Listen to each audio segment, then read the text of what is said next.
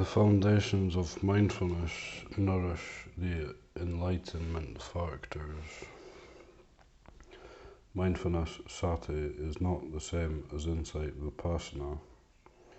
Indeed, it is wisdom, or the application of wisdom, that is equivalent to insight. Wisdom, however, operates in a reliable, fully proficient way when supported and guided by mindfulness, as described above. The development of mindfulness is thus of great importance for insight meditation. In other words, mindfulness is developed simultaneously with wisdom, or the practice of mindfulness is performed in order to gain proficiency in wisdom. In the terminology of spiritual practice, the mention of mindfulness usually includes the joint factor of clear comprehension, sampajana, which is equivalent to wisdom, and the strength and fluency of mindfulness depends on the participation by wisdom. The wisdom that accompanies mindfulness in everyday activities is generally referred to as clear comprehension, sampajana. At this stage, wisdom is only a supporting factor in practice, cooperating and collaborating with mindfulness. Here, mindfulness is viewed as the principal or prominent factor. When it comes to more subtle levels of investigation, however, prominence shifts to wisdom, and mindfulness is relegated to a role of serving wisdom. An example of wisdom functioning on this level is investigation of Dhamma Vichaya, contained in the 7 factors of enlightenment. It seems appropriate here to review the teaching mentioned at the beginning of the chapter, introducing the middle way, which describes how the 4 foundations of mindfulness nourish and support the 7 factors of enlightenment, bojjhanga, which in turn nourish and support true knowledge, vijja, and liberation, vimutti, as confirmed by this passage. Monks, liberation and supreme knowledge have their nutriment. I declare they are not without a nutriment. And what is the nutriment of liberation and supreme knowledge? The 7 factors of enlightenment should be the answer. The 7 factors of enlightenment too have their nutriment. They are not without a nutriment. And what is the nutriment of the 7 factors of enlightenment? The 4 foundations of mindfulness should be the answer. When the 4 foundations of mindfulness are fulfilled, they bring about the fulfillment of the 7 factors of enlightenment. When the 7 factors of enlightenment are fulfilled, they bring about the fulfillment of liberation and supreme knowledge, such as the nourishment and fulfillment of liberation and supreme knowledge. From this passage, it is clear that the 7 factors of enlightenment generate true knowledge and liberation. They enable the realization of path and fruit. The 4 foundations of mindfulness help by nourishing the 7 factors of enlightenment. This passage elucidates the process of insight meditation. In the practice of the 4 foundations of mindfulness, mindfulness sati is the constant basic factor, while wisdom, under the name of clear comprehension, sampajana, operates in tandem by understanding everything that mindfulness observes or engages with. Mindfulness focuses on things in order for clear comprehension to understand them. just as one may grasp an object in one's hand in order to look at it closely with one's eyes. The four foundations of mindfulness act as a basis for the 7 factors of enlightenment. Mindfulness focuses on an object and submits it to wisdom, which here is called investigation of truth, Dhamma Vichaya. At this stage, wisdom is the predominant factor, investigating the object just as one uses one's eyes to thoroughly inspect something. This is the process of wisdom as an enlightenment factor. In any case, whether wisdom is referred to as clear comprehension, investigation of truth, or by any other designation, if it leads to a realization of things as they truly are and to the deliverance of the heart, then it is encompassed in the meaning of the term Vipassana insight. Mindfulness plays an important role in both tranquility meditation, samatha, and in insight meditation, Vipassana. An examination of the role of mindfulness in these two forms of meditation sheds light on the subject described above. In tranquility meditation, mindfulness keeps attention focused on a single object, or it holds an object in awareness in order to achieve one-pointed concentration. The mind then becomes peaceful and still. It is free from distraction and agitation. When the mind has reached this one-pointed, unwavering and steady concentration, tranquility meditation is accomplished. In insight meditation, mindfulness similarly holds an object in awareness or directs attention to an object, but it uses the mind as the platform on which an object is placed for inspection by wisdom. Here one takes hold of the object in order to let wisdom investigate and analyze it, using the firm and stable mind as one's laboratory. The practice of tranquility meditation is like tying a wild young bull.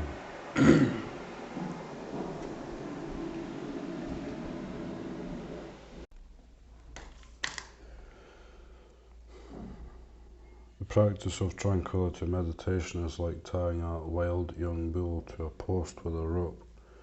All it can do is circle around the post to which it is bound until eventually, when its wildness has abated, it lies down meekly at the foot of the post. Here the mind is compared to the wild young bull, the meditation object to the post, and mindfulness to the rope. The practice of insight meditation is like fixing a specimen onto a flat surface to allow a subsequent examination to proceed smoothly and with precision. Here the means used to pin down the specimen is compared to mindfulness. The specimen to the meditation object, the surface to a concentrated mind, and the examination to wisdom. So far, the primary principles of these two forms of meditation have been discussed. In this context, there are a few additional observations and distinctions to make. The objective of tranquility meditation is to make the mind calm.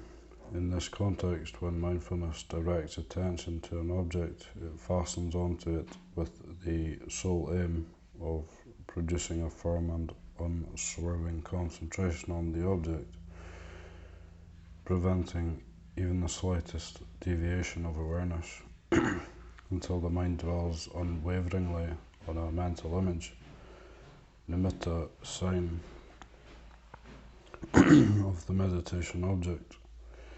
Tranquility meditation thus involves fixing attention on an object that is merely a perception created in the mind by the meditator. In insight meditation, on the other hand, the aim is towards knowledge and understanding of the way things are. Here mindfulness focuses only on truly existent phenomena in order for wisdom to fully and clearly comprehend the nature of their existence. It focuses on things from the moment of their arising through their gradual decline and eventual disintegration, enabling wisdom to gain a thorough understanding of them. Insight meditation demands an awareness of every kind of sense impression which impinges on consciousness, so that wisdom can comprehend each one in its actuality. Thus the object in focus is not a fixed one, and to ensure an accurate and authentic comprehension, one must be mindful of the changing nature of phenomena in every moment, to prevent one's attention from lingering on any one object or aspect of an object. In tranquility meditation, mindfulness focuses on an object that is either stationary or moves within a repetitive and fixed pattern. In insight meditation, mindfulness focuses on an object in whatever state of movement or change it may exist without restriction. In tranquility meditation, one selects a certain defined object that is considered conducive for calm and concentration. In insight meditation, one may focus on any object without exception, whatever it manifests in the mind and lends itself to investigation. Whatever permits a glimpse of the truth is valid. In the context of insight meditation, these objects may be summarized as mental objects, namadhamma, and physical objects, rupadhamma, or as body, feelings, mind, and mind objects, the four foundations of mindfulness. Another crucial factor for spiritual practice, an examination of which helps to clarify the unique qualities distinguishing insight meditation from tranquility meditation, is analytical reflection, yoniso manasikara, wise reflection. Analytical reflection gives rise to wisdom and is thus essential to insight meditation. In tranquility meditation, although analytical reflection may be supportive in many circumstances, it is of lesser significance. In some cases it need not be applied at all, or else ordinary contemplation, manasikara, is sufficient. In this context, mindfulness is used to direct attention to an object until the mind becomes one-pointed. Here, if all goes smoothly, the results are duly experienced. There is no need to make use of analytical reflection. In some situations, however, when the mind does not sustain an interest in the meditation object, when attention wavers and becomes distracted, or else with those meditation themes, example loving kindness, metta, which require a certain measure of reflective thought, one may need a skillful means to guide the mind. In such a case, one needs to apply wise and systematic reflection to manage the thought process and to lead the mind in a correct direction. An example is knowing how to reflect so as to reduce anger and replace it with loving kindness. In any case, in tranquility meditation, the kind of wise reflection that may be required is limited to that use for arousing wholesome qualities. It is not necessary to apply the kind of wise reflection used for promoting realization of the truth. In insight meditation, on the other hand, the application of analytical reflection is a singularly important step in the path to wisdom and is thus an essential factor. Analytical reflection paves the way for wisdom and is conducive to its further development. Its function and characteristics are so similar to wisdom that these two Pali terms, yoniso manasikara and panya, are often used interchangeably, which often causes students of Buddhism to have difficulty in distinguishing between them. Analytical reflection acts as a link between mindfulness and wisdom. It is the vanguard of wisdom. It facilitates a form of thinking that promotes the effective functioning of wisdom. In other words, analytical reflection provides wisdom with a mode of operation. It is a method of applying wisdom in the most effective way. The reason why some people are confused by these terms is that, in general parlance, yoniso manasikara refers both to the methods of contemplation, which comprise the very factor of yoniso manasikara, and to the subsequent application of wisdom in line with these methods. This ambiguity may also occur when discussing the practical expressions of wisdom. For instance, when using the term investigation of truth, Dhamma Vichaya, there is a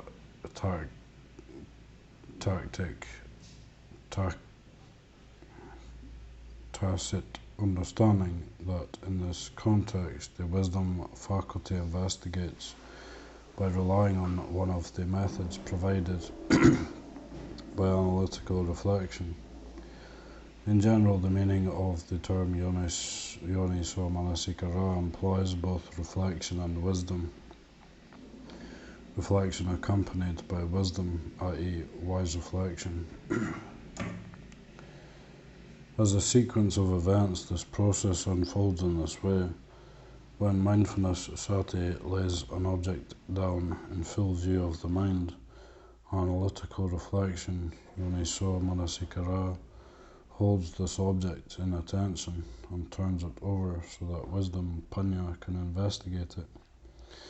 Wisdom attends to the object according to the manner and direction determined by analytical reflection. If analytical reflection lays the foundation and sets the direction correctly, then wisdom bears fruit. Mindfulness is present at every stage of this process. It does not disappear or slip away. Whenever analytical reflection is functioning, mindfulness is present. These two factors are mutually supportive in insight meditation. A comparison may be made to a person in a rowboat out on a fast-flowing, choppy river, collecting flowers or greens along the shore. First, that person ties up the boat or anchors it in such a way that it will remain stationary at the spot where the plants grow. Then, with one hand, he grasps hold of the stems, gathering them together and exposing them as conveniently as possible for harvesting. With the other hand, using the tool he has prepared for the job, he cuts them off. Here, mindfulness sati is compared to the rope or anchor which stabilizes the boat, enabling the person to remain within each of the plants. The boat or person in the boat, held steady at a given spot, is compared to the mind. The hand which grasps the plant stems and holds them in a convenient way is like analytical reflection, yoniso manasikara. The other hand using a sharp toot to cut off the stems is like wisdom, panya.